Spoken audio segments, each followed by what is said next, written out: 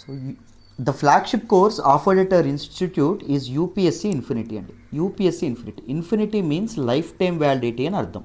So ఒక్క UPSC infinity కాదమ్మా, మన ఇన్స్టిట్యూట్లో ఆఫర్ చేసే అన్ని కోర్సెస్ మీకు లైఫ్ టైం వ్యాలిడిటీతో రావడం అనేది జరుగుతుంది. సో వెరీ బేసిక్స్ నుంచి, పునాదుల నుంచి, లోతుల నుంచి మీకు ఎక్స్ప్లెయిన్ చేయడం అనేది జరుగుతుంది. పూర్తి అడ్వాన్స్ లెవెల్ వరకు మిమ్మల్ని తీసుకెళ్లే పూర్తి బాధ్యత మాది. మీరు జాయిన్ అయ్యేటప్పుడే మీకు అసలు ఏమీ తెలియదు, యూపీఎస్సీ గురించి మినిమం బేసిక్స్ లేవని అనుకుని ఫ్యాకల్టీ అనేది మీకు చెప్పడం అనేది జరుగుతుంది. From very basics, from scratch నుంచి చెప్తాం. Prelims, mains plus interview, integrated approach ఏదైతే ఉంటుందో ఇంటిగ్రేటెడ్ అప్రోచ్తో మీకు క్లాసులు అనేవి జరగడం అనేది జరుగుతుంది. చక్కగా మీరు నేర్చుకోవచ్చు. దాంతోపాటు ఏ డౌట్ ఉన్నా ఫ్యాకల్టీ మీకు అర్థమయ్యేంత వరకు ఓపిక్గా 100 సార్లు అయినా చెప్పడం అనేది జరుగుతుంది. సో మీరు ఎవరైనా యూపీఎస్సీ ఏం చేయొచ్చు అండ్ మీ ఎయిమ్ని సాకారం చేసుకోవడానికి ఎల్టీఎక్స్ క్లాసెస్ ఎప్పుడూ మీకు అందుబాటులో ఉండడం అనేది జరుగుతుంది. అండ్ లైఫ్ టైం వ్యాలిడిటీ ఇస్తున్నాము సో దట్ మీకు ఉద్యోగం వచ్చేంత వరకు మీకు మీ పక్కనే మీకు అందుబాటులో మీకు గైడ్ చేస్తూ ఉండడం అనేది జరుగుతుంది. దాంతోపాటు APPSC, TSPSC extra syllabus, group 1, group 2 extra syllabus ఏదైతే ఉంటుందో అది కూడా మన ఇన్స్టిట్యూట్లో free of cost, UPSC infinity తీసుకున్న వాళ్ళకి ఫ్రీ ఆఫ్ కాస్ట్ ఇది చేయడం అనేది జరుగుతుందమ్మా. కోచింగ్ ఇవ్వడం, ట్రైనింగ్ ఇవ్వడం అనేది జరుగుతుంది. చక్కగా జాయిన్ అవ్వండి, జాయిన్ అవ్వడానికి ప్రయత్నించండి, మమ్మల్ని నమ్మి జాయిన్ అవ్వండి. మీ నమ్మకం అయితే ఒమ్ము కాదు. సో ఒకసారి కోర్సుల తాలూకా వివరాలు చూద్దాం. ఓన్లీ రికార్డెడ్ క్లాసెస్ నేను అప్ ఫ్రంట్ సింగిల్ పేమెంట్ చేయగలను అంటే యూపీఎస్సీ ఇన్ఫినిటీ మీకు 40,000కే రావడం అనేది జరుగుతుందమ్మా. అర్థమైందా? So only recorded. నేను వర్కింగ్ ప్రొఫెషనల్ సార్, నాకు I can't accommodate time for live classes, so నాకు రికార్డెడ్ సరిపోతుందంటే మీరు 40,000కే మీకు యూపీఎస్సీ ఇన్ఫినిటీ వస్తుంది. కరెంట్ అఫైర్స్ క్లాసెస్ మీకు 5,000కే రావడం అనేది జరుగుతుంది. మీకు యూపీఎస్సీ ప్రిపరేషన్లో 40 to 50% వెయిటేజ్ కరెంట్ అఫైర్స్ ఉంటుందమ్మా. Trust me on that. ప్రిలిమ్స్లో 40 to 50% క్వశ్చన్స్ అండ్ దాంతోపాటు మెయిన్స్లో జిఎస్ పేపర్ 2, జిఎస్ పేపర్ 3 మొత్తం మీకు ఇదే రావడం, మీకు మొత్తం కరెంట్ అఫైర్సే ఉండడం అనేది జరుగుతుంది. సో చక్కగా జాయిన్ అవ్వండి, మీకు చాలా వాల్యుయేషన్ ఉంటుంది. కరెంట్ అఫైర్స్ కాంప్రహెన్సివ్గా మీకు కవర్ అవ్వడం అనేది జరుగుతుంది. ఎకానమీ 6,000 రూపీస్, మన ఇన్స్టిట్యూట్ యొక్క ఎస్ఎట్ఏ సురేష్ సార్. సో చక్కగా జాయిన్ అవ్వడానికి ప్రయత్నించండి. ఎకానమీ రికార్డెడ్ హ్యాపీగా తీసుకోవచ్చు. చాలామంది కష్టం అనుకుంటారు, బట్ సార్ అరటిపండు వచ్చినట్టు చాలా చక్కగా నీట్గా చెప్పడం అనేది జరుగుతుంది. జాయిన్ అవ్వడానికి ప్రయత్నించండి. పాలిటీ నేను సురేష్ సార్ కలిపి చెప్తాం, 5,000 రూపీస్ మాత్రమే. హిస్టరీ నేనే చెప్తాను, కథల రూపంలో చక్కగా కాన్సెప్ట్స్ అనే క్లారిటీ అనేది వస్తుంది. Ancient history, medieval history, modern history, world history, post independence, art and culture, ఇన్ని కలిపి మీకు హిస్టరీలో రావడం అనేది జరుగుతుంది. నన్ను నమ్మండి, నీట్గా కథల్లా చెప్పడం అనేది జరుగుతుంది. హ్యాపీగా నేర్చుకుంటారు, ఎటువంటి స్ట్రెస్ అనేది లేకుండా. అర్థమైందా? హిస్టరీ బోర్ కొట్టకుండా చెప్పడం అనేది జరుగుతుంది. నన్ను నమ్మి జాయిన్ అవ్వండి. Geography 5,000 rupees, ethics and integrity 5,000 rupees. Geography Pavani madam చెప్తారు, ఎథిక్స్ అండ్ ఇంటిగ్రిటీ మన తాలూకు శ్యామ్ సార్ చెప్పడం అనేది జరుగుతుంది. ఇంటర్నేషనల్ రిలేషన్స్ ఇది మళ్ళీ నేనే చెప్తాను. ఇంటర్నేషనల్ రిలేషన్స్ కూడా చాలామంది కష్టం అనుకుంటారు, బట్ వెరీ ఇంటరాక్టివ్ వేలో చెప్పడం అనేది జరుగుతుంది. జాయిన్ అవ్వడానికి the essence of international relations మీరు పట్టుకోవడం అనేది జరుగుతుంది. అర్థమైందా? చక్కగా జాయిన్ అవ్వచ్చు.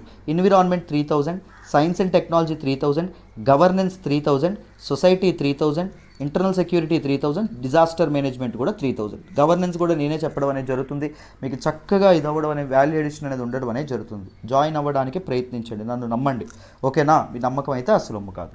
సో లైవ్ ప్లస్ రికార్డెడ్ కావాలి సార్, నాకు లైవ్ ఇంటరాక్షన్ కూడా కావాలి, ఫ్యాకల్టీతో ఇంటరాక్ట్ అవ్వాలనుకుంటున్నాను, నాకు టైం ఉంది, పర్లేదు లైవ్ క్లాస్ అటెండ్ అవుతాను అంటే యూపీఎస్సీ ఇన్ఫినిటీ మీకు 50,000 అవ్వడం అనేది జరుగుతుంది అప్ ఫ్రంట్ పేమెంట్ చేస్తే. ఒకవేళ మే 15వ తారీఖు లోపు మీరు జాయిన్ అయ్యారనుకోండి, ఇంకొక 5,000 మీకు తగ్గడం అనేది జరుగుతుంది. 45,000 రూపాయలకే మీకు రావడం అనేది జరుగుతుంది. Current affairs live plus recorded class కావాలి సార్, ఈవినింగ్ ప్రతిరోజు లైవ్ క్లాస్ అవుతుందని చెప్పుకున్నాం కదా, ఆ లైవ్ క్లాస్లో మీరు చక్కగా ఫ్యాకల్టీకి డౌట్స్ అడగచ్చు. 7,000 రూపాయలు మాత్రమే. ఎకానమీ అనేది 8,000 రూపీస్, పాలిటీ అనేది 7,000 rupees, history 7,000, geography 7,000, ethics and integrity 7,000, mains answer writing 5,000. Daily mains answer writing UPSC infinity వాళ్ళకి ఉండడం అనేది జరుగుతుంది. మీకు ఓన్లీ మెయిన్స్ ఆన్సర్ రైటింగ్ కావాలంటే 5,000 పేజెస్ మీరు తీసుకోవచ్చు. మెయిన్స్ ఆన్సర్ రైటింగ్లో మీకు వస్తాయి. ఎవ్రీడే మీకు క్వశ్చన్ ఇవ్వడం అనేది జరుగుతుంది. మీరు ఆ క్వశ్చన్కి ఆన్సర్ చేస్తారు. రెస్పెక్టివ్ ఫ్యాకల్టీ మెంబర్స్ మీకు కరెక్ట్ చేసి కన్స్ట్రక్టివ్ ఇండివిజువల్ ఫీడ్బ్యాక్ అనేది మీకు ఇవ్వడం అనేది జరుగుతుంది. ప్రతి ఒక్కరికి ఇండివిజువల్ ఫీడ్బ్యాక్ అనేది ఇవ్వడం అనేది జరుగుతుంది. అదొకటి. దాంతోపాటు weekly mains answer writing sessions జరుగుతాయి. ఎక్స్పర్ట్ ఫ్యాకల్టీ క్వశ్చన్స్ ఎలా రాయాలి, ఎలా అప్రోచ్ అవ్వాలి, టెక్నిక్స్ అండ్ స్ట్రాటజీస్ మీతో చెప్పడం అనేది జరుగుతుంది. అర్థమైందా? చాలా చాలా వాల్యుయేషన్ ఉంటుందమ్మా. చక్కగా జాయిన్ అవ్వడానికి ప్రయత్నించండి. ఇప్పుడు లైవ్ ప్లస్ రికార్డెడ్ కావాలి, ఇన్స్టాల్మెంట్స్లో పే చేస్తాను సార్, సింగిల్ పేమెంట్ చేయలేను అనేవాళ్ళు చూడండి, వాళ్ళకి యూపీఎస్సీ ఇన్ఫినిటీ ఏదైతే ఉంటుందో 60,000 రూపీస్కి రావడం అనేది జరుగుతుంది, 60,000కే రావడం అనేది జరుగుతుంది. 60,000 కూడా 12 ఇన్స్టాల్మెంట్లో 5,000 చొప్పున కట్టొచ్చు. అదే మే 15 లోపల జాయిన్ అయ్యారు అనుకోండి, 5,000 తగ్గి 55,000 అంటే 11 ఇన్స్టాల్మెంట్లు మీరు కడితే సరిపోతుంది. Current affairs plus mains answer writing practice 10,000 రూపీస్కే మీకు రావడం అనేది జరుగుతుంది. కరెంట్ అఫైర్స్ వస్తుంది, మెయిన్స్ ఆన్సర్ రైటింగ్ కూడా వస్తుంది. అర్థమైందా? సో 10,000 రూపీస్ మీరు ఒకేసారి కట్టక్కర్లేదు, నెలకు 2,000 చొప్పున 5 ఇన్స్టాల్మెంట్లో కట్టొచ్చు. ఎకానమీ అనేది 10,000, polity 8,000, history 8,000, geography 8,000, ethics and integrity 8,000. History live క్లాసుల్లో అటెండ్ అవ్వాలి మన క్లాసులు అంటే చక్కగా జాయిన్ అవ్వండి, నేనే చెప్తాను మీకు. చాలా వాల్యూ ఎడిషన్ ఉండడం అనేది జరుగుతుంది. So current affairs, economy, history అనేవి మస్ట్ అండి మన ఇన్స్టిట్యూట్లో, అసెట్. అర్థమైందా? మీరు హ్యాపీగా తీసుకోవచ్చు, మీరు అస్సలు రిగ్రెట్ అవ్వరు.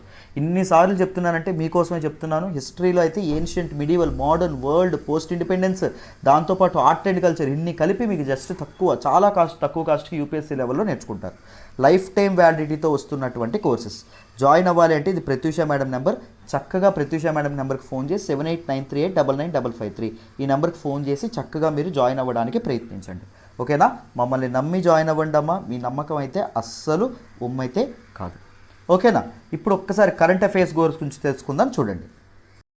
చూడండి అమ్మా, కరెంట్ అఫైర్స్ కోర్స్ కూడా మీకు లైఫ్ టైం వ్యాలిడిటీతో రావడం అనేది జరుగుతుంది. కరెంట్ అఫైర్స్ లైఫ్ టైం చెప్తాం ప్రతిరోజు అంటే ఆలోచించండి మీకు ఎంత తక్కువ కాస్ట్కి లైఫ్ టైం వ్యాలిడిటీ వస్తుందో. Daily analysis of the Hindu analysis, everyday the Hindu analysis and everyday Hindu analysis యొక్క హ్యాండ్ రిటర్న్ పీడిఎఫ్ కూడా ఇవ్వడం అనేది జరుగుతుంది. దాంతోపాటు daily current affairs live class plus PDF, everyday current affairs live class plus PDF and PIB analysis, దాంతోపాటు Indian express explained articles, దాంతోపాటు Yojana, Kurukshetra and other current affairs articles నేను ఎప్పుడు చేస్తూ ఉంటాను, అది మీ అందరికీ తెలుసు. ప్రతిదీ విత్ పీడిఎఫ్ మీకు చక్కగా రావడం అనేది జరుగుతుంది. లైఫ్ టైం వ్యాలిడిటీతో రావడం అనేది జరుగుతుంది.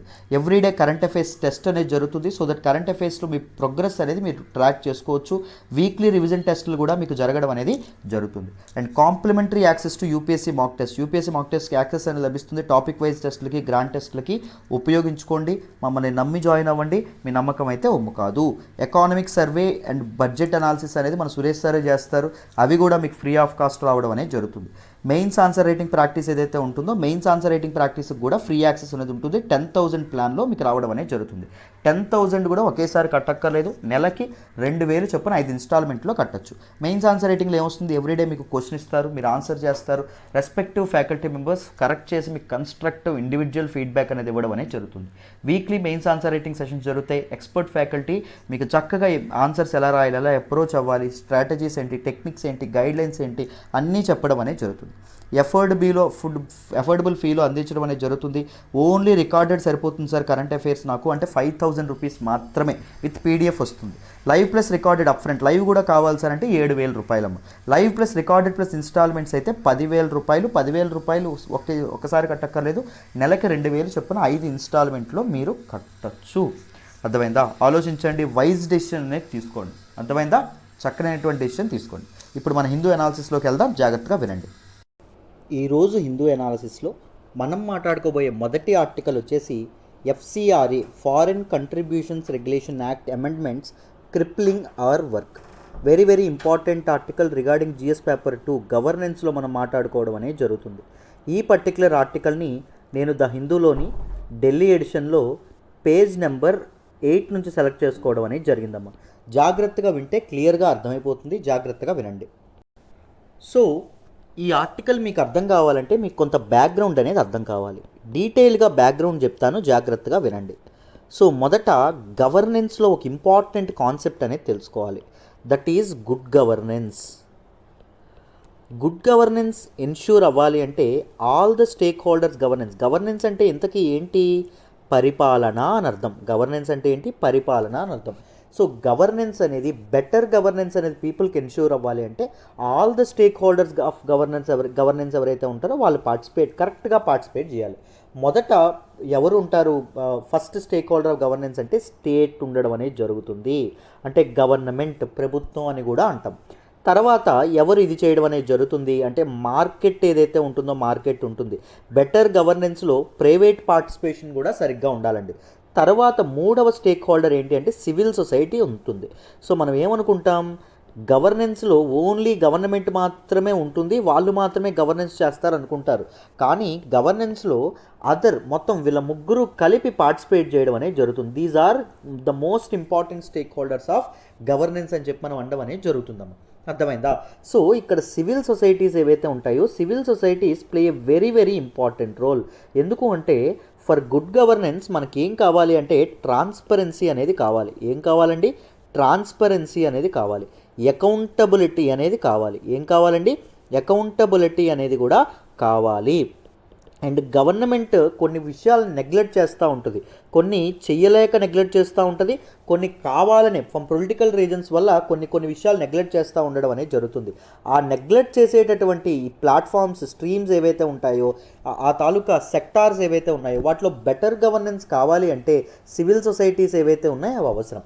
సివిల్ సొసైటీస్లో ఎన్జిఓస్, నాన్ గవర్నమెంటల్ ఆర్గనైజేషన్స్ ఏవైతే ఉన్నాయో అవి చాలా చాలా ఇంపార్టెంట్ రోల్ ప్లే చేయడం అనేది జరుగుతుందండి. ఇవి ప్రాఫిట్ కోసం పనిచేయవు, ప్రజల తాలూకా శ్రేయస్సు ఏదైతే ఉంటుందో, బెటర్ గవర్నెన్స్, పీపుల్ యొక్క లైఫ్ స్టాండర్డ్స్ పెంచడానికి ఈ తాలూకా civil societies, NGOs, pressure groups ఏవైతే ఉంటాయో ప్రెజర్ గ్రూప్స్, ఇంట్రెస్ట్ గ్రూప్స్ ఏవైతే ఉంటాయో ఇంట్రెస్ట్ గ్రూప్స్, ఇవన్నీ పనిచేయడం అనేది జరుగుతుంది. వీటిని మనం గవర్నెన్స్లో చదువుకుంటాం. అర్థమైందా? సో ప్రెజర్ గ్రూప్స్ అంటే ఏంటి అంటే ఒకరి తాలూకా వాయిస్ కోసం ఇది చేసేటటువంటి గ్రూప్స్, అంటే గవర్నమెంట్ మీద ప్రెజర్ పెట్టేటటువంటి గ్రూప్స్. దాంతోపాటు ఇంట్రెస్ట్ గ్రూప్స్ అంటే ఉమెన్ యొక్క ఓన్లీ ఉమెన్ తాలూకా దీనికోసం ప్రయత్నించారనుకోండి, ఉమెన్ యొక్క ఉమెన్ ఎంపవర్మెంట్ కోసం వాళ్ళు ఉమెన్ ఇంట్రెస్ట్ గ్రూప్స్ అని చెప్పడం అనేది జరుగుతుంది. ఇలా డిఫరెంట్ గ్రూప్స్ అనేవి సివిల్ సొసైటీస్లో భాగమై గవర్నెన్స్లో ఇంపార్టెంట్ రోల్ ప్లే చేస్తూ ఉండడం అనేది జరుగుతుంది. అయితే ఈ ఎన్జిఓస్ ఏవైతే ఉన్నాయో, ఈ నాన్ గవర్నమెంటల్ ఆర్గనైజేషన్స్ ఏవైతే ఉన్నాయో అవి వర్క్ అవ్వడానికి డబ్బులు ఎక్కడి నుంచి వస్తాయి సార్? డబ్బులు అనేవి ఎవరిస్తారు అంటే ఫస్ట్ సోర్స్ గవర్నమెంట్ అనేది, ప్రభుత్వాలు ఏవైతే ఉంటాయో ప్రభుత్వాలు వీటికి డబ్బులు ఏవైతే ఉంటాయో డబ్బులు ఇవ్వడం అనేది జరుగుతుంది.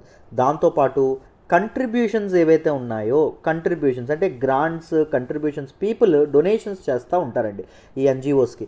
Like contributions are 2 types. ఒకటి డొమెస్టిక్ కంట్రిబ్యూషన్స్ అవ్వచ్చు, రెండవది ఏంటి ఫారెన్ కంట్రిబ్యూషన్స్ ఏవైతే ఉన్నాయో ఫారెన్ కంట్రిబ్యూషన్స్ కూడా ఉండడం అనేది జరుగుతుంది. అంటే బయట దేశాల నుంచి కూడా కంట్రిబ్యూషన్స్ ఏవైతే ఉన్నాయో కంట్రిబ్యూషన్స్ వస్తాయి. అర్థమైందా? సో ఈ తాలూకా డబ్బు ఏదైతే ఉంటుందో ఈ డబ్బుని ఈ తాలూకా ఎన్జిఓస్ కానీ లేకపోతే non profit organisations, civil societies ఏవైతే ఉన్నాయో వాడడం అనేది జరుగుతుంది కదా. అయితే ఈ ఫారెన్ కంట్రిబ్యూషన్ ఏదైతే ఉంటుందో, దిస్ పర్టిక్యులర్ ఫారెన్ కంట్రిబ్యూషన్ ఏదైతే ఉంటుందో ఈ ఫారెన్ కంట్రిబ్యూషన్ అనేది కంట్రీ యొక్క, భారతదేశం యొక్క ఇంటిగ్రిటీ ఏదైతే ఉంటుందో ఇంటిగ్రిటీ అండ్ సోవరెంటీ ఏదైతే ఉంటుందో సోవరెంటీకి ఇబ్బంది కలిగించకూడదు. అంటే ఈ ఫారెన్ కంట్రిబ్యూషన్స్ ఇండియాలో పొలిటికల్ క్రైసిస్ ఏవైతే ఉంటాయో, పొలిటికల్ కేయోస్ ఏవైతే ఉంటాయో అవి కలిగించడానికి ఎట్టి పరిస్థితుల్లోనూ ఇది చేయకూడదు అని చెప్పి, ఎట్టి పరిస్థితుల్లోనూ దాన్ని ఉపయోగించకూడదని చెప్పి ఒక మినిస్ట్రీ ఏదైతే ఉంటుందో మినిస్ట్రీ ఆఫ్ హోమ్ అఫైర్స్ అండి. ఈ మినిస్ట్రీ ఆఫ్ హోమ్ అఫైర్స్ అనేది ఏం చేస్తుంటుంది అంటే ఇండియాలోకి వచ్చేటటువంటి ఫారెన్ కంట్రిబ్యూషన్స్ ఏవైతే ఉన్నాయో వాటి మీద కన్నేస్తూ ఉంటుంది. అర్థమైందా? సపోజ్ మన ఇండియాలో ఒక గ్రూప్ ఉందనుకోండి, ఒక రిలీజియన్ ఉందనుకోండి, దానికి ఒక రిలీజియస్ గ్రూపో లేకపోతే ఇంకొక ఎక్స్ట్రీమిస్ట్ గ్రూపో ఉంది, దానికి పాకిస్తాన్ నుంచి ఫండింగ్స్ వస్తున్నాయి అనుకోండి. పాకిస్తాన్ నుంచి ఫండింగ్స్ ఇస్తే వాళ్ళు ఏం చెప్తున్నారు, ఇండియాలో మన తాలూకా డొమెస్టిక్ అఫైర్స్ ఏవైతే ఉన్నాయో వాటన్నిటి డిస్టర్బ్ చేయండి అని చెప్తున్నారు అనుకోండి. దానివల్ల ఇండియా యొక్క ఇంటిగ్రిటీకి, సావరెంటీకి ప్రాబ్లం ఉంటుంది కదా. సో పొలిటికల్ కేయోస్ ఏదైతే ఉంటుందో, సో రాజకీయపరమైనటువంటి గందరగోళం ఇంకా దారి తీయడం అనేది జరుగుతుంది కదా. అందుకోసం అని చెప్పి ఫారిన్ కంట్రిబ్యూషన్స్ ఏవైతే ఉన్నాయో బయట దేశాల నుంచి వచ్చేటటువంటి కంట్రిబ్యూషన్స్ని మినిస్ట్రీ ఆఫ్ హోమ్ అఫైర్స్ అనేది ఒక కన్నేసి ఉంచడం అనేది జరుగుతుంది. సో దానికోసం తీసుకొచ్చినటువంటి చట్టమే ఏంటి అంటే foreign contributions regulation act of 1976, FCRA act 1976, 1976లో దీన్ని తీసుకురావడం అనేది జరిగింది. ఎందుకు తీసుకొచ్చారు దీన్ని? అప్పటి ఇందిరాగాంధీ గారు అప్పుడు ఏం అనౌన్స్ చేశారు, ఎమర్జెన్సీ ఏదైతే ఉంటుందో ఎమర్జెన్సీని అనౌన్స్ చేశారు. సో కాంగ్రెస్కి ఎగనెస్ట్గా ఉండేటటువంటి కొన్ని ఇవేవైతే ఉంటాయి న్యూస్ పేపర్స్ ఏవైతే ఉంటాయో న్యూస్ పేపర్స్లో మన తాలూకా ఇందిరాగాంధీ ఎవరైతే ఉంటారో ఇందిరాగాంధీకి ఎగనెస్ట్గా ఈ తాలూకా ఇవి చేయడం అనేది జరుగుతుంది. ఏం చేయడం అనేది జరుగుతుంది, పోస్టులు వేయడం కానీ. ఎందుకు అంటే ఈ తాలూకా న్యూస్ పేపర్స్కి ఎక్కడి నుంచి వస్తున్నాయి ఫండింగ్స్, ఫారిన్ ఫండింగ్స్ అనేవి రావడం అనేది జరుగుతుంది. సో ఫారిన్ ఫండింగ్ ఏదైతే ఉంటుందో దాన్ని రెగ్యులేట్ చేయాలనేటటువంటి ఉద్దేశంతో అప్పటి ఇందిరాగాంధీ గవర్నమెంట్ అనేది ఎఫ్సిఆర్ఏ యాక్ట్ ఆఫ్ 1976 ఏదైతే ఉంటుందో అది తీసుకురావడం అనేది జరిగిందన్నమాట. అయితే ఇందిరాగాంధీ గవర్నమెంట్ తీసుకొచ్చినటువంటి ఈ చట్టం ఏదైతే ఉంటుందో, అంటే foreign contributions regulation act of 1976 ఏదైతే ఉంటుందో, దీన్ని కంప్లీట్గా స్క్రాప్ చేసి 2010లో ఇంకొక చట్టం తీసుకొచ్చారు. అదే foreign contributions regulation act of 2010. ఈ చట్టాన్ని తీసుకురావడం అనేది జరిగింది. దాన్ని అమెండ్ చేయలేదమ్మా, మళ్ళీ చెప్తున్నాను, దాన్ని క్వాష్ అవుట్ చేశారు, దాన్ని పూర్తిగా కొట్టివేయడం అనేది జరిగింది.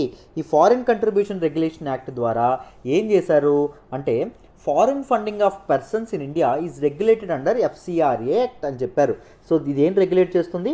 ఫారిన్ ఫండింగ్ ఏదైతే ఉంటుందో, బయట దేశాల నుంచి వచ్చేటటువంటి ఫండింగ్ ఏదైతే ఉంటుందో దాన్ని ఇది రెగ్యులేట్ చేయడం అనేది జరుగుతుంది. FCRA act of 2010. దీన్ని ఎవరు ఇంప్లిమెంట్ చేస్తారు? FCRA యాక్ట్ ఆఫ్ 2010ని మినిస్ట్రీ ఆఫ్ హోమ్ అఫైర్స్ ఏదైతే ఉంటుందో, మినిస్ట్రీ ఆఫ్ హోమ్ శాఖ ఏదైతే ఉంటుందో అది దీన్ని ఇంప్లిమెంట్ చేయడం అనేది జరుగుతుంది. అర్థమైందా? ఇంప్లిమెంట్ చేయడం అనేది జరుగుతుంది. సో ఇండివిజువల్స్ ఎవరైతే ఉన్నారో, పీపుల్ ఎవరైతే ఉన్నారో, they are permitted to accept foreign contributions without the permissions of ministry of home affairs. Ministry of home affairs permission లేకుండా కూడా మీరు ఫారిన్ కంట్రిబ్యూషన్స్ తీసుకోవచ్చు. కానీ the monetary limit for acceptance of such contributions shall be less than 25,000. Ministry of home affairs పరిధిలోకి రాకుండా మీరు బయట నుంచి కంట్రిబ్యూషన్స్ ఎలా తీసుకోవచ్చు? ఓన్లీ సంవత్సరానికి 25,000 రూపాయలు మాత్రమే తీసుకోవచ్చు. సంవత్సరానికి 25,000 రూపాయల కంటే ఎక్కువ తీసుకుంటే మీరు ఎవరు పర్మిషన్ తీసుకోవాలి? మినిస్ట్రీ ఆఫ్ హోమ్ అఫైర్స్ ఎవరైతే ఉంటారో వాళ్ళ పర్మిషన్ అనేది తప్పకుండా తీసుకోవాలని చెప్పడం అనేది జరిగింది. అర్థమైందా? సో దిస్ యాక్ట్ ఏదైతే ఉంటుందో, foreign contribution regulation act of 2010 ఏదైతే ఉంటుందో, it ensure that recipients of foreign contributions adhere to the stated purpose for which such contribution has been obtained. ఇక్కడ పదం ఏంటి? Keyword stated purpose. ఎందుకోసమైతే వాళ్ళు ఈ తాలూకా ఫండింగ్ కంట్రిబ్యూషన్స్ అనేవి చేస్తూ ఉన్నారో, ఈ తాలూకా డొనేషన్స్ అనేవి చేస్తున్నారో, అందుకోసమే ఏం ఖర్చు అవ్వాలి? మన తాలూకా కంట్రిబ్యూషన్ అనేది ఖర్చు అయ్యే విధంగా చూసుకోవడమే మన తాలూకా home affairs, ministry of home affairs, దాంతోపాటు FCRA యాక్ట్ ఆఫ్ 2010 యొక్క లక్ష్యం. అర్థమైందా? ఎందుకోసమైతే తీసుకొస్తున్నారో అందుకోసమే దాన్ని ఉపయోగించేలా చేయడం అమ్మ. So under this act, FCRA act of 2010 ప్రకారం ఆర్గనైజేషన్స్ ఏవైతే ఉన్నాయో they required to register themselves every 5 years. ప్రతి 5 ఏళ్ళకు ఒకసారి ఈ ఆర్గనైజేషన్స్ ఏవైతే ఉన్నాయో FCRA యాక్ట్ కింద కన్ఫామ్గా రిజిస్టర్ చేసుకోవాలి. ఒకసారి రిజిస్టర్ చేసుకున్న తర్వాత ప్రతి 5 ఏళ్ళకి ఒకసారి రెన్యువల్ కూడా చేయించుకోవాలి. This is mandatory if you are willing to accept any foreign contributions accept చేయాలంటే అది మ్యాండటరీ అమ్మ. అయితే మరి FCRA యాక్ట్ ఆఫ్ 2010 కింద ఎవరండి ఫారిన్ కంట్రిబ్యూషన్స్ అనేవి యాక్సెప్ట్ చేయకూడదు అంటే, ఎలక్షన్స్లో పోటీ చేసేటటువంటి క్యాండిడేట్స్ ఎట్టి పరిస్థితుల్లోనూ చేయకూడదమ్మా. దాంతోపాటు కార్టూనిస్టులు ఎవరైతే ఉంటారో, ఒక పేపర్లో కార్టూనిస్టులు ఎవరైతే ఉంటారో వాళ్ళు, అండ్ ఒక పేపర్కి ఎడిటర్గా పనిచేసేటటువంటి వ్యక్తులు ఎవరైతే ఉంటారో వాళ్ళు, అండ్ పబ్లిషర్స్ ఎవరైతే ఉంటారో publishers of registered news papers, వీళ్ళు ఎవరైతే ఉంటారో వీళ్ళు కూడా ఎట్టి పరిస్థితుల్లోనూ ఈ తాలూకా ఇది అనేది తీసుకోకూడదు, ఫారిన్ కంట్రిబ్యూషన్స్ తీసుకోకూడదు. అండ్ జడ్జెస్ ఎవరైతే ఉంటారో, జడ్జెస్ ఎవరైతే ఉంటారో వాళ్ళు, దాంతోపాటు government servants or employee of any corporation, government servants ఎవరైతే ఉంటారో, పబ్లిక్ సర్వెంట్స్ ఎవరైతే ఉంటారో వాళ్ళు కూడా ఎట్టి పరిస్థితుల్లోనూ మన ఫారిన్ కంట్రిబ్యూషన్స్ అనేవి తీసుకోకూడదు. Member of any legislature, so any legislature, చట్టసభల్లో ఉండేటటువంటి ఎమ్మెల్యే అవ్వండి, ఎంపీ అవ్వండి, రాజ్యసభ సభ్యుడు అవ్వండి, దాంతోపాటు మండలి సభ్యులు అవ్వండి, ఎవరైనా ఏం చేయకూడదు? కంట్రిబ్యూషన్స్ అనేవి తీసుకోకూడదు. ఈవెన్ పొలిటికల్ పార్టీస్ కూడా ఫారిన్ కంట్రిబ్యూషన్స్ ఏవైతే ఉంటాయో ఫారిన్ కంట్రిబ్యూషన్స్ అనేవి తీసుకోకూడదు అనేటటువంటి విధంగా FCRA యాక్ట్ ఆఫ్ 2010 ఏదైతే ఉంటుందో దీన్ని తీసుకురావడం అనేది జరిగింది. ఇప్పుడు FCRA యాక్ట్ 2010కి కొన్ని మార్పులు చేర్పులు చేయడం అనేది జరిగింది. Foreign contribution regulation act of 2010కి అమెండ్మెంట్స్ చేసి 2020లో ఈ అమెండ్మెంట్ యాక్ట్ అనేది చేయడం అనేది జరిగింది. సో దీనిలో ఏం చేశారు గుర్తుపెట్టుకోండి, మనకి ఇక్కడ 1976లో యాడ్కి అమెండ్మెంట్స్ చేయలా, కొట్టివేసి తీసుకొచ్చారు. దీన్ని కొట్టివేయలా, అమెండ్మెంట్స్ తీసుకొచ్చి దీన్ని ఇది FCRA యాక్ట్ ఆఫ్ 2020 ఏదైతే ఉంటుందో దీన్ని తీసుకురావడం అనేది జరిగిందమ్మా. అర్థమైందా? సో ఈ యాక్ట్లో ఏం చేశారు అంటే, prohibition to accept foreign contributions, ఎవరెవరు ఫారిన్ కంట్రిబ్యూషన్స్ అనేవి యాక్సెప్ట్ చేయకూడదు అనేటటువంటి విషయం గురించి చెప్పారు. ఎవరు అంటే, the act bars public servants from receiving includes any person who is in service or pay of the government నుంచి జీతం తీసుకున్నటువంటి ఏ వ్యక్తి కూడా ఫారెన్ కంట్రిబ్యూషన్స్ రెగ్యులేషన్ యాక్ట్ 2020 ప్రకారం ఎటువంటి ఫారెన్ కంట్రిబ్యూషన్స్ అనేవి తీసుకోకూడదు. రెండవది ఏంటి? ట్రాన్స్ఫర్ ఆఫ్ ఫారెన్ కంట్రిబ్యూషన్ అంటే ఏం చేయకూడదు? ఫారిన్ కంట్రిబ్యూషన్స్ నీ అకౌంట్లో పడ్డాయి అనుకోండి, నువ్వు వేరే అకౌంట్కి పంపించకూడదు. నీ అకౌంట్లో ఎప్పుడు పడతాయి? చూడండి, నీ అకౌంట్లో ఎప్పుడు పడతాయి అకౌంట్ డబ్బువి? Only if you are registered under FCRA act of 2020. Ministry of home affairs దగ్గర FCRA 2020 కింద నువ్వు రిజిస్టర్ అయితేనే నీకేమవుతుంది? నీ ఫారిన్ ఫండింగ్ అనేది నీకు వస్తుంది. నువ్వు వేరే వాళ్ళకి ఆ ఫండింగ్ అనేది పంపించకూడదు until are unless they are registered under FCRA foreign contributions regulation act ప్రకారం వాళ్ళు అవతల వ్యక్తి రిజిస్టర్ అయితే తప్ప ఈ డబ్బును వెట్టి పరిస్థితుల్లోనూ వేరే వాళ్ళకి ట్రాన్స్ఫర్ అనేది చేయకూడదు అని చెప్పడం అనేది జరిగింది. And Aadhaar for registration. So రిజిస్ట్రేషన్కి తప్పకుండా ఆధార్ కార్డ్ అనేది అవసరం. అర్థమైందా? సో ఆధార్ కార్డ్ అనేది అవసరం. So all office bearers, directors or key person receiving foreign contributions as an identification document. అందరూ ఎవరైతే పనిచేస్తున్నారో అందరి తాలూకు ఆధార్ కార్డులు అనేవి తప్పకుండా సబ్మిట్ చేయాలి. దాంతోపాటు ఇది ఇంపార్టెంట్ అండి, ఇది మనకు న్యూస్లోకి రావడం అనేది జరిగింది. ఏంటది? FCRA అకౌంట్ ఫారిన్ కంట్రిబ్యూషన్స్ కంటూ ఒక సెపరేట్ అకౌంట్ అనేది ఏర్పాటు చేయాలి, ఓపెన్ చేయాలి. ఎక్కడ? స్టేట్ బ్యాంక్ ఆఫ్ ఇండియా ఏదైతే ఉంటుందో స్టేట్ బ్యాంక్ ఆఫ్ ఇండియాలో ఏర్పాటు అనేది చేయాలి, ఓపెన్ అనేది చేయాలి. ఈ state bank of India A branch అండి? ఢిల్లీ బ్రాంచ్. ఈ అకౌంట్లోనే డబ్బులు అనేవి పడాలి, ఈ అకౌంట్లోనే ఫారిన్ కంట్రిబ్యూషన్స్ అనేవి పడాలి, వేరే అకౌంట్లో పడడానికి వీల్లేదు. మరి SBI ఢిల్లీ ఏదైతే ఉంటుందో ఎప్పటిలోగా ఓపెన్ చేయాలండి నాకు ఫారిన్ కంట్రిబ్యూషన్స్ కావాలంటే? మార్చ్ 31, 2021 మార్చ్ 31, 2021 డెడ్లైన్ పెట్టారు. ఈ లోపు నువ్వు ఎస్బీఐ ఢిల్లీ బ్రాంచ్లో అకౌంట్ ఓపెన్ చేస్తేనే ఫారిన్ కంట్రిబ్యూషన్స్ అనేవి నువ్వు తీసుకోవడం అవుతుంది తప్ప వేరేగా తీసుకోవడం అవ్వదు అని చెప్పడం అనేది జరిగిందండి. Reduction in use of foreign contribution for administrative purposes కోసం ఈ తాలూకా కంట్రిబ్యూషన్స్ ఏవైతే ఉన్నాయో వాటిని కట్ చేయడం అనేది జరిగింది. ముందు అడ్మినిస్ట్రేటివ్ ఎక్స్పెన్సెస్ ఏవైతే ఉన్నాయో వాటి కోసం 50% వరకు వాడడం అనేది జరిగింది. ఇప్పుడు నాట్ మోర్ దెన్ 20% కంటే ఎక్కువ వాడకూడదని చెప్పి ఏం చేశారు? మనకి కంట్రోల్ చేయడం అనేది జరిగిందమ్మా, రెగ్యులేట్ చేయడం అనేది జరిగింది. అడ్మినిస్ట్రేటివ్ పర్పజెస్ అంటే ఏంటి? ఇప్పుడు ఒక చారిటబుల్ ట్రస్ట్ ఉందనుకోండి, అది చారిటీ కోసం ఏదైతే ఉంటుందో చారిటీ కోసం ఏం చేస్తుంది? మామూలుగా డబ్బులు పంచిపెట్టింది అనుకోండి, లేకపోతే ఏదో ఒక అన్నదానం చేస్తుంది అనుకోండి, ఒక NGO ఏదైతే ఉంటుందో ఒక NGO.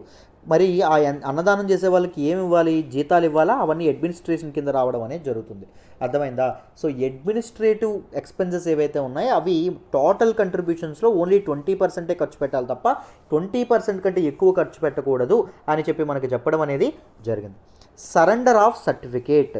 ఒకవేళ ఫారిన్ కంట్రిబ్యూషన్స్ నీకు ఫ్యూచర్లో అక్కర్లేదు అనుకుంటే ఈ తాలూకా రిజిస్ట్రేషన్ సర్టిఫికేట్ ఏదైతే ఉంటుందో నువ్వు తిరిగి మన తాలూకా మినిస్ట్రీ ఆఫ్ హోమ్ అఫైర్స్కి సరెండర్ చేసేయచ్చు అనేటటువంటి ప్రొవిజన్ కూడా తీసుకురావడం అనేది జరిగింది. ఏం తీసుకొచ్చారు? Prohibition for public servants, transfer అనేది ఉండకూడదు, ట్రాన్స్ఫర్ ఆఫ్ ఫారిన్ కంట్రిబ్యూషన్స్ అనే విరుద్ధం until are unless the receiver is a FCRA registered account. And Aadhaar card అనేది తప్పకుండా అవసరం. డైరెక్టర్స్ కానీ కీ మెంబర్స్ అందరూ ఆధార్ కార్డులు తీసుకుంటారు. FCRA అకౌంట్ అనేది ఎక్కడ ఓపెన్ చేయాలి? SBI ఢిల్లీ మెయిన్ బ్రాంచ్లో ఓపెన్ చేయాలి. ఎప్పట్లోగా? మార్చ్ 31, 2021. 50% నుంచి అడ్మినిస్ట్రేటివ్ ఎక్స్పెన్సెస్ ఓన్లీ 20%కి తగ్గించారు. అంటే అడ్మినిస్ట్రేటివ్ ఎక్స్పెన్సెస్ కింద 20% ఆఫ్ ఫండ్స్ మాత్రమే నువ్వు వాడాలన్నట్టు. సరెండర్ ఆఫ్ సర్టిఫికేట్ అనేది సరెండర్ చేయొచ్చు. ఈ ప్రొవిజన్ ఏదైతే ఉంటుందో దీన్ని కూడా మనకి తీసుకురావడం అనేది జరిగింది.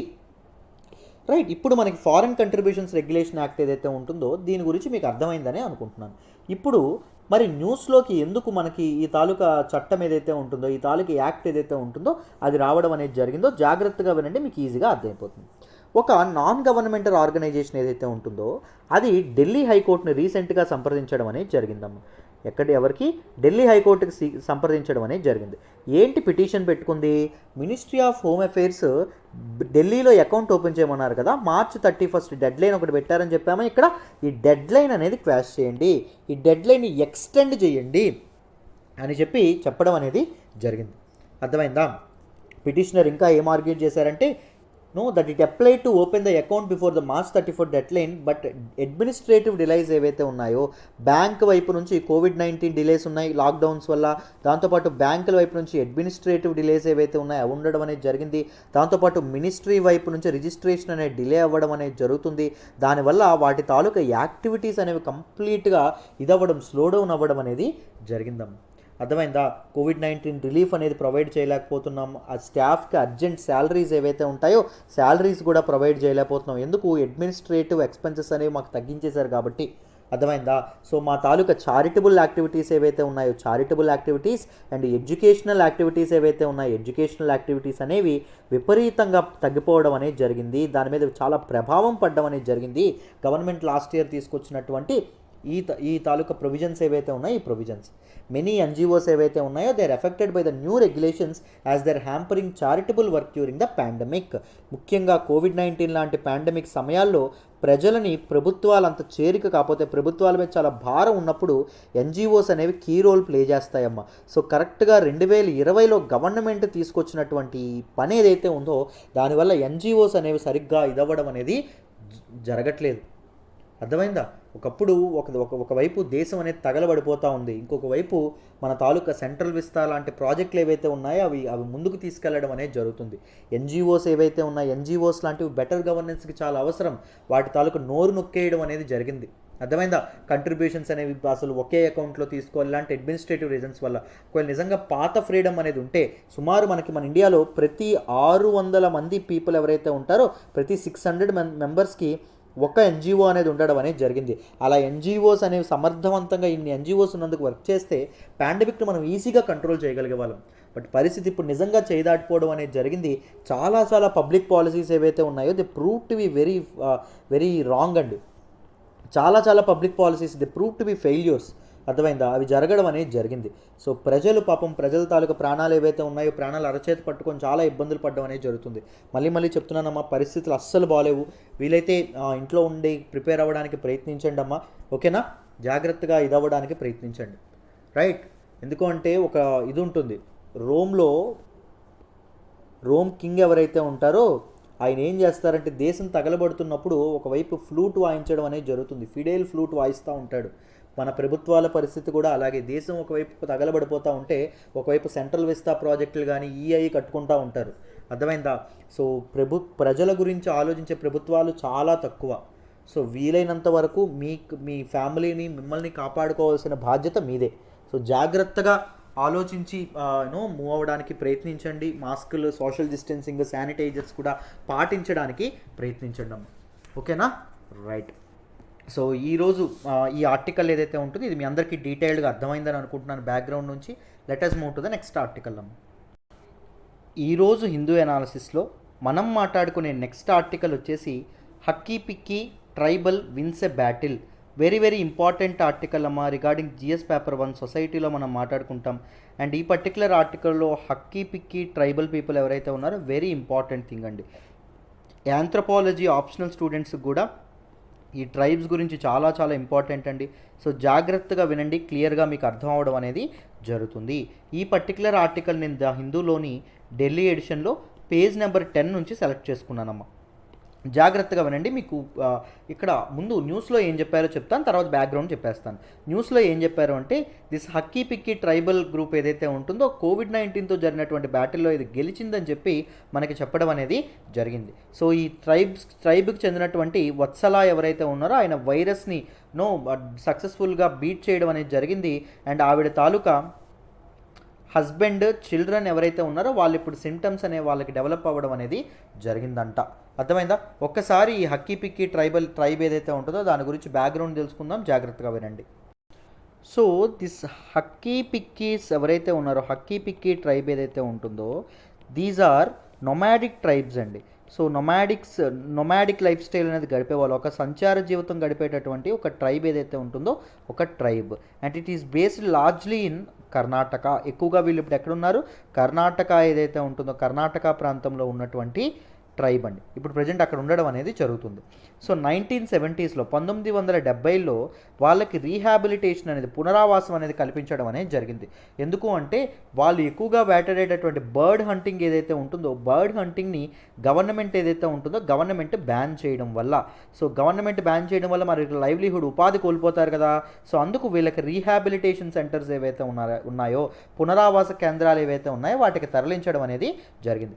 ఇప్పుడు కర్ణాటకలో ఉండేటటువంటి మెనీ విలేజెస్లో ఈ హక్కీ పిక్కీ ట్రైబ్ ఏదైతే ఉంటుందో వాళ్ళు ఉండడం అనేది జరిగిందమ్మ. అర్థమైందా? సో అందరూ హిస్టారియన్స్ ఏం నమ్ముతారు అంటే వీళ్ళకి రిచ్ హిస్టరీ అండ్ హెరిటేజ్ ఏదైతే ఉంటుందో, కల్చరల్ హెరిటేజ్ కూడా వీళ్ళకి ఉండడం అనేది జరిగింది, హక్కీ పిక్కీ ట్రైబ్ ఎవరైతే ఉన్నారో వాళ్ళకి అని చెప్పి వీళ్ళు నమ్మడం అనేది జరుగుతుంది. అండ్ దాంతోపాటు వీళ్ళకి ancestral relations with legendary Rana Pratap Singh ఎవరైతే ఉన్నారో, ద కింగ్ ఆఫ్ మేవాడ్ అండి. సో రాణా ప్రతాప్ సింగ్, ఈయన తాలూకా హార్స్ పేరు చాతక్, చాలా ఇంపార్టెంట్ స్టోరీ మనం చదువుకుంటాం, చాలా చాలా ఇంపార్టెంట్. మొఘల్స్కి అండ్ రాజ్పుత్స్ ఎవరైతే ఉన్నారో వాళ్ళకి జరిగినటువంటి చాలా యుద్ధాల్లో అద్భుతంగా పోరాడినటువంటి వ్యక్తి ఎవరు అంటే రాణా ప్రతాప్ సింగ్ ఎవరైతే ఉంటారో, మహారాణా ప్రతాప్ సింగ్.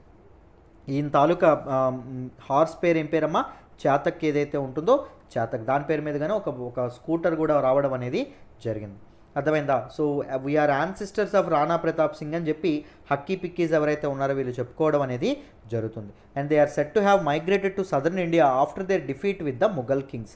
ముఘల్స్తో ఎప్పుడైతే మన తాలూకా వీళ్ళకి ఎప్పుడైతే ఓడిపోవడం అనేది జరుగుతుందో, అంటే మన తాలూకా మహారాణా ప్రతాప్ ఓడిపోయి ఆ తాలూకా ఇంజురీస్తో చనిపోవడం అనేది జరుగుతుందో, ఆఫ్టర్ దట్ మన హక్కీ పిక్కీస్ ఎవరైతే ఉన్నారో వాళ్ళు సౌత్ ఇండియాకి మైగ్రేట్ అయి వచ్చేసారు అని చెప్పి నమ్మడం అనేది జరుగుతుంది.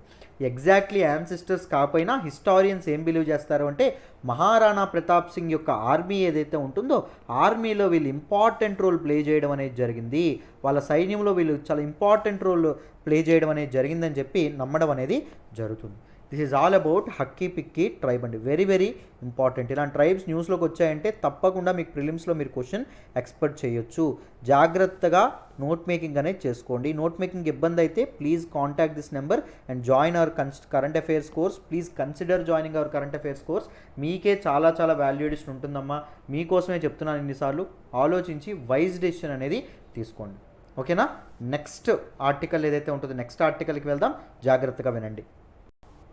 ఈరోజు హిందూ అనాలిసిస్లో మనం మాట్లాడుకునే నెక్స్ట్ ఆర్టికల్ వచ్చేసి South Sudan president dissolves parliament as part of peace accord. Very very important article regarding GS paper 2 అండి. ఇంటర్నేషనల్ రిలేషన్స్లో మనం మాట్లాడుకోవడం అనేది జరుగుతుంది. ఈ ఆర్టికల్ ఏదైతే ఉంటుందో దీన్ని డీటెయిల్డ్గా డిస్కస్ చేద్దాం. జాగ్రత్తగా వినండి అమ్మ, మీకు ఈజీగా అర్థమైపోతుంది. ఈ ఆర్టికల్ నేను ద హిందూలోని ఢిల్లీ ఎడిషన్లో పేజ్ నెంబర్ 12 నుంచి సెలెక్ట్ చేసుకున్నాను. ఓకేనా? ఆర్టికల్ వినండి, చూద్దాం. ఈ ఆర్టికల్ మీకు అర్థం కావాలంటే ముందు సూడాన్ ఎక్కడుందో చూడండి అమ్మా. నేను ఈ ఆర్టికల్ మీద మీకు స్పెషల్ వీడియో, ఒక సెపరేట్ వీడియో చేస్తాను. ఎందుకంటే I try to include that video in this particular article. కానీ కొద్దిగా లాంగ్ అవుతుంది. మీకు ఇక్కడ అర్థం అయినంత వరకు చెప్తాను. అండ్ ఇంకా డీటెయిల్డ్గా మోస్ట్ ఆఫ్ ద థింగ్ చెప్పేస్తానండి, కంగారు పడుతూ. బట్ ఇంకా డీటెయిల్డ్గా ఒక సెపరేట్ వీడియో అనేది చేద్దాం. ఓకేనా? సో ఎప్పుడైనా మీరు రిఫర్ చేసుకోవడానికి కూడా ఉంటుంది కదా. హిందూ అనాలిసిస్లో అయితే కొట్టుకు వెళ్ళిపోతుంది.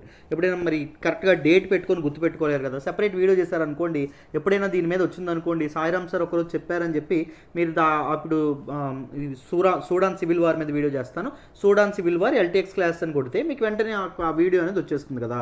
సో అందుకే ఒక సెపరేట్ వీడియో కూడా చేస్తాను. ఓకేనా? ఒకసారి జాగ్రత్తగా వినండి, మీకు ఈజీగా అర్థమైపోతుంది. సో ఇది ఆఫ్రికా మ్యాప్ అండి. ఈ ఆఫ్రికా మ్యాప్ ఏదైతే ఉంటుందో ఆఫ్రికా మ్యాప్లో ఇక్కడ సూడాన్ ఉంది చూడండి. ఇది ఈజిప్ట్ కింద మీకు సూడాన్ అనేది కనిపిస్తూ ఉంది, రైట్? సో ఈ సూడాన్ ఏదైతే ఉంటుందో ఒకప్పుడు అంటే 2011 వరకు 2011 వరకు ఈ సూడాన్ అనేది ఒకే కంట్రీగా ఉండేది. ఈ సౌత్ సూడాన్తో కలిపి సూడాన్ అనేది కలిపి ఉండడం అనేది జరిగిందమ్మ. అర్థమైందా? సౌత్ సూడాన్తో కలిపి ఉండడం అనేది జరిగేది. 2011లో సౌత్ సూడాన్కి సూడాన్ నుంచి ఇండిపెండెన్స్ రావడం అనేది జరిగింది. స్వతంత్రం ఏదైతే ఉంటుందో స్వతంత్రం రావడం అనేది జరిగింది. కొద్దిగా హిస్టరీ చెప్తాను, జాగ్రత్తగా వినండి. మన తాలూకా సూడాన్ ఏదైతే ఉంటుందో సూడాన్ని ఒకప్పుడు ఎవరు పరిపాలించేవాళ్ళు అంటే ఈజిప్ట్ ఏదైతే ఉంటుందో ఈజిప్ట్ అండ్ బ్రిటన్ ఏదైతే ఉంటుందో Britain. Egypt is also a colony of Britain అండి. అండ్ లేటర్ టైమ్స్లో ఈ రెండు కలిపి పరిపాలించడం అనేది జరిగింది. ఈ రెండు కలిపి మన తాలూకా సూడాన్ని పరిపాలించేవండి. సూడాన్ని ఎలా పరిపాలించేవి అంటే ఈజిప్ట్ ఏదైతే ఉంటుందో ఉందో ఈజిప్ట్ అనేది మనకి సదరన్ సూడాన్ ఏదైతే ఉంటుందో సౌత్ సూడాన్ ఇది చేస్తే, బ్రిటన్ అనేది నార్త్ సూడాన్ ఏదైతే ఉంటుందో నార్త్ సూడాన్, ఇలా రెండు వేరుగా చేసి పరిపాలించడం అనేది జరిగింది ఈ రెండు. ఓకేనా. సో 1956లో వీళ్ళు ఏం చేస్తారు, సూడాన్కి స్వాతంత్రం ఇచ్చేసి వెళ్ళిపోతారు, సూడాన్కి ఇండిపెండెన్స్ కల్పించేసి వెళ్ళిపోతారు బయటికి. వెళ్ళిపోయిన తర్వాత మన తాలూకా సౌత్ సూడాన్లో ఉండేటటువంటి పీపుల్ ఎవరైతే ఉన్నారో వీళ్ళకి ఒక భయాందోళనలు ఏర్పడడం అనేది జరుగుతుంది. ఎందుకు, Sudan is not a homogeneous, culturally homogeneous country అండి. మనకి నార్త్ సూడాన్ ఏదైతే ఉందో, north Sudan due to Ottoman empire ఏదైతే ఉంటుందో, ఒట్టమన్ ఎంపైర్ యొక్క దీనివల్ల ఇన్ఫ్లుయెన్స్ వల్ల నార్త్ సూడాన్ మొత్తం ఎవరుంటారు అంటే అరబ్స్ ఎవరైతే ఉంటారో అరబ్స్ ఉండడం అనేది జరుగుతుంది. అర్థమైందా. Ottoman empire is contemporary empire to Mughals అండి. మొఘల్స్ మన దేశంలో భారతదేశంలో పరిపాలించేటప్పుడు ఒట్టమన్ ఎంపైర్ కూడా ఆల్మోస్ట్ ఫ్రమ్ 13th century నుంచి మన తాలూకా ఈ మెడిటరేనియన్ సీ ఉంది కదా, దీని పరివాహక ప్రాంతాలు ఏవైతే ఉంటాయో వీటన్నింటినీ పరిపాలించడం అనేది జరుగుతుంది. They are based at Turkey అండి. టర్కీ వాళ్ళ క్యాపిటల్గా ఉండడం అనేది, ఇస్తాంబుల్ వాళ్ళ క్యాపిటల్గా ఉండడం అనేది జరిగింది. అర్థమైందా. 1920s టైంలో ఒట్టమన్ ఎంపైర్ యొక్క అంతం అనేది మొదలవ్వడం అనేది జరిగింది. After World War I Ottoman empire కంప్లీట్గా వ్యానిష్ అయిపోవడం అనేది జరిగింది. అర్థమైందా. సో నదరన్ సైడ్ మనకు నార్థన్ సూడాన్ ఎవరు ఉండేవాళ్ళు, అరబ్స్ ఉండేవాళ్ళు. సదరన్ సూడాన్లో ఎవరు ఉండేవాళ్ళు అంటే మెయిన్గా క్రిస్టియన్స్ ఎవరైతే ఉంటారో క్రిస్టియన్స్, అండ్ దాంతోపాటు మెనీ ఎథనిక్ గ్రూప్స్ ఏవైతే ఉంటాయో, ఎథనిక్ ట్రైబ్స్ ఏవైతే ఉంటాయో అవి ఉండడం అనేది జరుగుతుంది. అర్థమైందా. So these North Sudan people are politically very dominant. These North Sudan people ఎవరైతే ఉన్నారో దే చాలా డామినెంట్గా ఉండడం అనేది జరిగింది. బట్ సౌత్ సూడాన్ వాళ్ళు అంత డామినెంట్గా ఉండేవాళ్ళు కాదు. వీళ్ళు ఏం చేశారు, వేరువేరుగా స్వతంత్రం ఇవ్వకుండా కలిపి ఇండిపెండెన్స్ ఇవ్వడం అనేది జరిగింది. And these southern Sudan, South Sudan people ఎవరైతే ఉన్నారో they are afraid of North Sudan people. So politics అంతా వాళ్ళే డామినేట్ చేస్తారు, దాంతోపాటు మొత్తం మా తాలూకా సూడాన్ మొత్తం వాళ్ళే దీనిగా ఇది చేసుకుంటారు అని చెప్పి ఇది అవ్వడం అనేది జరుగుతుంది. దాంతోపాటు ఈ రెండింటికి ఎకనామిక్ ప్రాబ్లమ్స్ కూడా ఉండడం అనేది జరిగింది. అంటే ఇక్కడ మనకి ఆయిల్ స్టేషన్స్ ఏవైతే ఉన్నాయో ఈ మధ్యలో చూడండి, ఇక్కడ చిన్న ఇది ఉందా, ఇక్కడ ఆయిల్ స్టేషన్స్ ఏవైతే ఉన్నాయో ఉండేవి. సో ఆయిల్ స్టేషన్స్ అని సౌత్ సూడాన్ ఏదైతే ఉంటుందో సౌత్ సూడాన్కి చెందినటువంటివి. But south Sudan is a landlocked nation అండి. సౌత్ సూడాన్ ఏంటి, ల్యాండ్ లాక్డ్, సీ యాక్సెస్ అనేది ఉండడం అనేది జరగలేదు. బట్ మనకి నార్త్ సూడాన్కి యాక్సెస్ అని ఉంది, రెడ్ సీకి యాక్సెస్ అని ఉంది, గమనిస్తే అంతేనా. నార్త్ సూడాన్కి మనకి యాక్సెస్ అనేది ఉంది. సో అందుకోసం అని చెప్పి ఏం జరుగుతుంది, నార్త్ సూడాన్ ఏం చేసేది, మన తాలూకా వీళ్ళు ఎవరైతే ఉంటారో సౌత్ సూడాన్ దగ్గర నుంచి ఆయిల్ అనేది తీసుకెళ్ళిపోయి రెడ్ సీ ద్వారా ఇది చేయడం అనేది జరుగుతుంది. దానికి south Sudan very unhappy. Resources అనేవి మా దగ్గర నుంచి ఆయిల్ అనేది పట్టుకెళ్తున్నారు, కానీ అమ్ముకొని మీరు డబ్బులు సంపాదిస్తున్నారు తప్ప మాకు రూపాయి కూడా ఇవ్వట్లేదు అనేటటువంటి భావన ఏదైతే ఉంటుందో, అనేటటువంటి ఇబ్బంది ఏదైతే ఉంటుందో అది ఎవరికి ఉండడం అనేది జరిగింది, మన తాలూకా సౌత్ సూడాన్ ఏదైతే ఉంటుందో అది ఎప్పుడు ప్రాబ్లం అనేది లేవనెత్తేది. ఎప్పుడు వీళ్ళిద్దరి మధ్య యుద్ధం అనేది జరిగేది. సౌత్ సూడాన్ ఎప్పుడు మాకు ఇండిపెండెన్స్ అనేది ఇచ్చేయండి, మా బాధలు ఏవో మేము పడతామని చెప్పి అనడం అనేది జరిగింది. సూడాన్ యొక్క క్యాపిటల్ చూడండి అండి, ఖార్తూమ్ అమ్మ. ఖార్తూమ్ ఈజ్ ఎక్కడ అంటే మన తాలూకా ఇదేదైతే ఉంటుందో, ఇలా వచ్చేటటువంటి బ్లూ నైల్ ఏదైతే ఉంటుందో బ్లూ నైల్, ఇలా వచ్చేటటువంటి వైట్ నైల్ ఏదైతే ఉంటుందో వైట్ నైల్ కలిసేటటువంటి ప్రాంతమే ఖార్తూమ్. అర్థమైందా. ఈ రెండు కలిసి నైల్ రివర్గా ఎక్కడ ఏర్పడతాయంటే సూడాన్లోని ఖార్తూమ్ దగ్గర ఏర్పడడం అనేది జరుగుతుంది. ఈక్వేటర్ ఏదైతే ఉంటుందో ఈక్వేటర్ ఇలా పాస్ అవ్వడం అనేది జరుగుతుంది. Not like that south Sudan ఏదైతే ఉంటుందో సౌత్ సూడాన్ కింద నుంచి ఈక్వేటర్ పాస్ అవ్వడం అనేది జరుగుతుంది. ఇలా పాస్ అవుతుంది ఈక్వేటర్. అర్థమైందా. ఇలా మనకి ఈక్వేటర్ ఏదైతే ఉంటుందో ఈక్వేటర్ అనేది పాస్ అవ్వడం అనేది జరుగుతుంది. రైట్. సో మనకి వైట్ నైల్ ఏదైతే ఉంటుందో అది లేక్ విక్టోరియా నుంచి వస్తుంది, మీ అందరికీ తెలుసని అనుకుంటున్నాను. అండ్ మన తాలూకా రెడ్ నైల్ ఏదైతే ఉంటుందో అది ఇథోపియా నుంచి రావడం అనేది జరుగుతుంది కదా. సో మన తాలూకా ఎక్కడ రెండు కలిస్తే ఖార్తూమ్ దగ్గర కలుస్తాయి. ఇప్పుడు సౌత్ సూడాన్ యొక్క క్యాపిటల్ ఏంటో నాకు కామెంట్ బాక్స్లో తెలియచేయండి, ఎంతవరకు కరెక్ట్గా చెప్తారో చూద్దాం. అయితే 1956లో ఎప్పుడైతే స్వాతంత్రం వచ్చింది, ఎప్పుడు వీళ్ళిద్దరి మధ్య గొడవలు అని చెప్పాను కదా, లాస్ట్కి 2011కి ఏం జరుగుతుంది అంటే మన సౌత్ సూడాన్ ఏదైతే ఉంటుందో దానికి ఇండిపెండెన్స్ రావడం అనేది జరుగుతుంది. అదొక ఇండిపెండెంట్ నేషన్గా అయిపోతుంది. ఇండిపెండెంట్ నేషన్గా అయిన తర్వాత మనకి అక్కడ లోకల్ ఇవేవైతే ఉన్నాయో లోకల్ ప్రాబ్లమ్స్ అనేవి తలెత్తాయి. అక్కడ రెండు పార్టీలు అనేవి ఉండడం అనేది జరుగుతుంది. అంటే ఒకే పార్టీ ఉంటుంది, ఒకే పార్టీలో 2 ఫ్యాక్షన్స్ అనేవి ఫ్యాక్షన్స్గా విడిపోవడం అనేది జరుగుతుందండి. అర్థమైందా. So south Sudan liberation army ఏదైతే ఉంటుందో అది రెండు ఫ్యాక్షన్స్గా విడిపోవడం అనేది జరుగుతుంది. ఒక్కొక్క లీడర్ ఒక్కొక్క ఫ్యాక్షన్స్ మధ్య ఉండడం అనేది జరుగుతుంది. ఆ లీడర్స్ మధ్య వచ్చినటువంటి గొడవే మళ్ళీ సివిల్ వార్కి కారణం అవ్వడం అనేది జరుగుతుంది. అర్థమైందా. ఆ లీడర్స్ ఎవరెవరు అంటే సౌత్ సూడాన్ యొక్క ఇప్పుడు ప్రెసిడెంట్ అయినటువంటి సాల్వా కిర్ ఎవరైతే ఉన్నారో సాల్వా కిర్, అండ్ దాంతోపాటు వైస్ రేట్ ప్రెసిడెంట్ అయినటువంటి రీక్ మచార్ ఎవరైతే ఉంటారో మచార్, వీళ్ళిద్దరూ ఒక డిఫరెంట్ ఫ్యాక్షన్స్గా విడిపోవడం అనేది జరిగింది. ఈయన ప్రెసిడెంట్గా ఉన్నారు, ఈయన వైస్ ప్రెసిడెంట్గా ఉన్నారు. తర్వాత వీళ్ళిద్దరూ కలిసి గవర్నమెంట్ని ఏర్పాటు చేశారు.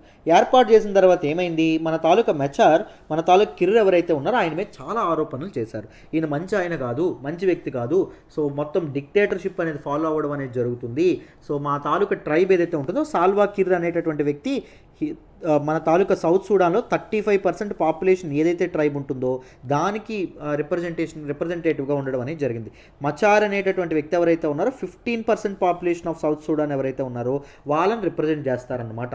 అర్థమైందా? ఎథనిక్ గ్రూప్ ఏదైతే ఉంటుందో 15% అనేది ఒక ఎథనిక్ గ్రూప్ అనేది ఇది అవ్వడం అనేది జరుగుతుంది. నేను ఆ వీడియోలో డీటెయిల్గా ఎక్స్ప్లెయిన్ చేస్తాను, సెపరేట్ వీడియో చేస్తానని చెప్పాను కదా, ఇక్కడి వరకు తెలుసుకోండి సరిపోతుంది. ఇక్కడ అర్థమైందా? 35% పాపులేషన్ ఆఫ్ మన తాలూకా సౌత్ సూడాన్ ఎవరికి సపోర్టు?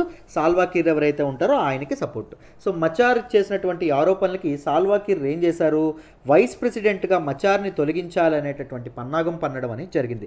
అప్పుడు సాల్వా కిర్ ఎవరైతే ఉన్నారో సాల్వా కిర్ మీద ఏం జరిగింది, మచార్ అనే ఆయన తిరగబడ్డం అనేది జరిగింది. అప్పుడు ఏం జరిగింది అంటే ఆర్మీ అనేది పాలరైజ్ అయిపోయిందండి. ఆర్మీ 2 సెక్షన్స్గా విడిపోయింది. One section is supporting Salva Kiir and other section is supporting Machar. దాని ద్వారా ఏర్పడినటువంటి వారే సివిల్ వార్ అని చెప్పి అంటాం. సో మనకి 2013లో ఇది జరిగింది. 2013 నుంచి 2018 వరకు సరిగ్గా 5 ఏళ్ల పాటు ఈ సూడాన్లో ఈ సివిల్ వార్ అనేది చెలరేగడం అనేది జరిగింది. ఈ సివిల్ వార్ ఏదైతే ఉంటుందో ఈ సివిల్ వార్లో భాగంగా 3,80,000 మంది పీపుల్ చనిపోయారండి. దాంతోపాటు 4 మిలియన్ పీపుల్ రెఫ్యూజీస్గా వేరే కంట్రీస్కి పారిపోవడం, 40 లక్షల మంది పీపుల్ వేరే కంట్రీస్కి పారిపోవడం అనేది జరిగింది సౌత్ సూడాన్ నుంచి వేరే ప్రాంతానికి. అర్థమైందా? మరి ఈ సివిల్ వార్ ఎలా ఎండ్ అయింది 2018లో అంటే ఒక పీస్ అకార్డ్ ఏదైతే ఉంటుందో పీస్ అకార్డ్ సైన్ చేశారు. ఏంటి, సాల్వా కిర్ ఎవరైతే ఉన్నారో వాళ్ళు అండ్ మచార్ ఎవరైతే ఉంటారో ఈయన, దాంతోపాటు అదర్ ఎథనిక్ గ్రూప్స్ ఏవైతే ఉంటాయో అదర్ ఎథనిక్ గ్రూప్స్ వీళ్ళందరికీ కలిపి ఒక పీస్ అగ్రిమెంట్ అనేది జరగడం అనేది జరిగింది. ఈ పీస్ అగ్రిమెంట్లో భాగంగా ఏం నిర్ణయించారు అంటే మన తాలూకా వీళ్ళు ఎవరైతే ఉన్నారో మన తాలూకా గవర్నమెంట్ ఏదైతే ఉంటుందో నెక్స్ట్ ఏర్పడేటటువంటి గవర్నమెంట్లో వీళ్ళందరి తాలూకా ఈక్వల్ రిప్రజెంటేషన్ అనేది ఉండాలి. అకార్డింగ్ టు ద పాపులేషన్ వాళ్ళ తాలూకా లా మేకర్స్ యొక్క రిప్రజెంటేషన్ అనేది ఉండాలి అనేటటువంటి డిమాండ్ అనేది తీసుకురావడం అనేది జరిగింది. సో అందుకోసం అని చెప్పి 2018లో జరిగినటువంటి ఆ పీస్ అకార్డ్ ప్రకారం సౌత్ సూడాన్ ప్రెసిడెంట్ అయినటువంటి సాల్వా కిర్ ఎవరైతే ఉన్నారో ఆయన పార్లమెంట్ ఏదైతే ఉంటుందో పార్లమెంట్ని డిజాల్వ్ చేయడం అనేది జరిగిందండి. అర్థమైందా? So opening the way for lawmakers from opposing sides of the country civil war to be appointed under 2018 peace accord. So 2018 peace accord కింద ఏం జరుగుతుంది, బోత్ ఫ్యాక్షన్స్ ఏవైతే ఉన్నాయో that is from mister Kiir group and vice president అయినటువంటి Riek మచార్ ఎవరైతే ఉంటారో వాళ్ళ group నుంచి మెంబర్స్ లా మేకర్స్ అవ్వడం అనేది జరుగుతుంది. చట్టసభల్లో వాళ్ళు కూర్చోవడం అనేది జరుగుతుంది. అర్థమైందా? So under this particular 2018 accord ఏదైతే ఉంటుందో 2018లో జరిగినటువంటి పీస్ శాంతి ఒప్పందం ఏదైతే ఉంటుందో దాని ప్రకారం మొత్తం అసెంబ్లీలో ఎంతమంది ఉంటారు, 550 లా మేకర్స్ ఎవరైతే ఉంటారో వీళ్ళు ఉండడం అనేది జరగడం అనేది జరుగుతుంది. The majority from mister Kiir's governing SPLM party. అర్థమైందా? ఎస్పీఎల్ఎం పార్టీ మన తాలూకా కీర్ యొక్క ఎవరైతే ఉన్నారో ప్రెసిడెంట్ అయినటువంటి సాల్వా కీర్ ఎవరైతే ఉన్నారో ఆయన పొలిటికల్ పార్టీ ఏంటి, ఎస్పీఎల్ఎం అనేటటువంటి ఒక పార్టీ అమ్మ. ఏం పార్టీ? ఎస్పీఎల్ఎం పార్టీ ఏదైతే ఉంటుందో దీన్ని ఎస్పీఎల్ఏ అని కూడా అంటారు. అర్థమైందా? సో దీని అర్థం ఏంటి అంటే సూడాన్ పీపుల్స్ లిబరేషన్ ఆర్మీ లేదా సూడాన్ పీపుల్స్ లిబరేషన్ మిలిటరీ అని అర్థం. సో ఈ పార్టీ ఏదైతే ఉంటుందో ఈ పార్టీకి సంబంధించినటువంటి వ్యక్తులే 550లో మెజారిటీగా వాళ్ళే ఉండడం అనేది జరుగుతుంది. The parliamentarians will be nominated by different parties. వివిధ రకాలైనటువంటి పార్టీస్ ఏవైతే ఉంటాయి these parties are representatives of different ethnic groups. అర్థమైందా? ఈ పార్టీస్ ఏవైతే ఉన్నాయో అవి పార్లమెంటేరియన్స్ లా మేకర్స్ ఎవరైతే ఉన్నారో వాళ్ళని నామినేట్ చేయడం అనేది జరుగుతుందన్నమాట. అది మనకి చెప్పడం అనేది జరిగింది. దిస్ ఇది సౌత్ సూడాన్ యొక్క కథ. మీ అందరికీ అర్థమైందనే అనుకుంటున్నాను. గుర్తుపెట్టుకోండి, North Sudan shares a border with Red Sea, but south Sudan అనేది రెడ్ సీతో బార్డర్ అనేది షేర్ చేసుకోదు. రెడ్ సీతో బార్డర్ షేర్ చేసుకున్నటువంటి నేషన్స్ జాగ్రత్తగా గమనించండి. ఈజిప్ట్ ఏదైతే ఉంటుందో ఈజిప్ట్ ఒకటి, ఇంకొకటి సూడాన్ ఏదైతే ఉంటుందో సూడాన్ ఒకటి, ఇంకొకటి ఏంటి మన తాలూకా ఎరిత్రియా ఏదైతే ఉంటుందో ఎరిత్రియా, జిబౌతి ఏదైతే ఉంటుందో జిబౌతి, అండ్ సొమాలియా ఏదైతే ఉంటుందో సొమాలియా, యమన్ ఏదైతే ఉంటుందో యమన్, సౌదీ అరేబియా ఏదైతే ఉంటుందో సౌదీ అరేబియా. ఇవన్నీ చాలా చాలా చాలా ఇంపార్టెంట్ అమ్మ. అర్థమైందా? వీటన్నిటిని ఏవైతే బార్డర్ షేర్ చేసుకుంటాయని తెలుసుకోవడం అనేది చాలా ఇంపార్టెంట్. సో జాగ్రత్తగా ఇవన్నీ మీరు నోట్ మేకింగ్ చేసుకోవాలి. మ్యాప్ పాయింటింగ్ అనేది చాలా చాలా ఇంపార్టెంట్. ఎగ్జాక్ట్గా మనకు సివిల్ వార్ గురించి నేను ఇంకా డీటెయిల్డ్గా ఒక ½ అన్ అవర్ వీడియో చేస్తాను, అది ఈరోజు అప్లోడ్ అవుతుంది, చూడండి. ఓకేనా? This is all about today's Hindu analysis అమ్మ. మీకు ఫుల్ హిందూ అనాలిసిస్ కావాలంటే, ఇలాగే బ్యాక్గ్రౌండ్ నుంచి ప్రతిదీ తెలుసుకోవాలంటే చక్కగా ఈ నెంబర్కి ఫోన్ చేసి, మీకు trust me, by the end of the year A topic news పేపర్లో వచ్చినా మీకు ఫుల్ కమాండ్ అనేది ఉంటుంది. కమాండ్ ఉంటుంది, మీరు ధారాళంగా చెప్పేస్తారు. ఇది జరిగింది, అది జరిగింది, అలా జరిగింది, ఇలా జరిగింది, లేకపోతే పాలిటీ గురించి కానీ, లేకపోతే ఎనీ అదర్, నేను అంత డీప్గా బ్యాక్గ్రౌండ్ నుంచి ప్రతిదీ చెప్పడం అనేది జరుగుతుంది. నన్ను నమ్మి జాయిన్ అవ్వండి, మీ నమ్మకం అనేది ఒమ్ము కాదు, రైట్? చక్కగా జాయిన్ అవ్వండి. ఇది మన తాలూకా 7893899553 అనేది మన ప్రత్యూష మేడం నెంబర్. ఫోన్ చేసి మీరు చక్కగా జాయిన్ అవ్వచ్చు. ఐ హోప్ ప్రతి ఒక్కరికి అర్థమైంది అనుకుంటున్నాను ఈరోజు హిందూ అనాలిసిస్. ఇలాగే కీప్ లైకింగ్ అవర్ వీడియోస్. నా ఎక్స్ప్లెనేషన్ వస్తున్నట్టయితే లైక్ చేయండి, మీ ఫ్రెండ్స్తో షేర్ చేసుకోండి. దాంతోపాటు ఎలా ఉందని చెప్పి కామెంట్ కూడా చేయండి. దాంతోపాటు ఏవైనా డౌట్స్ ఉన్నా నాకు కామెంట్లో కూడా తెలియజేయండి. ఓకేనా? నేను అక్కడ మీకు రిప్లై ఇచ్చి మీ తాలూకా డౌట్స్ ఏవైతే ఉన్నాయో వాటిని కూడా నేను క్లారిఫై చేస్తాను. ఓకేనా? This is all about today's Hindu analysis అమ్మ. ఓకేనా? మళ్ళీ రేపటి హిందూ అనాలిసిస్లో కలుద్దాం. బాయ్ అమ్మ.